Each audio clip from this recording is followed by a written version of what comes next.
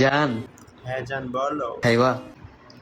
তৌবা তৌবা তৌবা, এই মহিলা বলে কি? বিটিভির সাংবাদিক গুলা কই গো?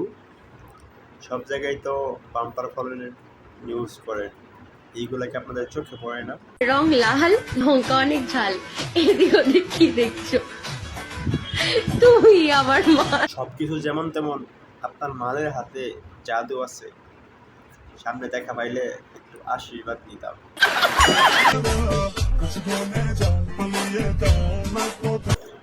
আপনাদের ডান্স অনেক সুন্দর হয়েছে, কিন্তু আপনাদের দেখে মনে হচ্ছে বাসে হাত লাগিয়ে দিয়ে টাকা তুলে।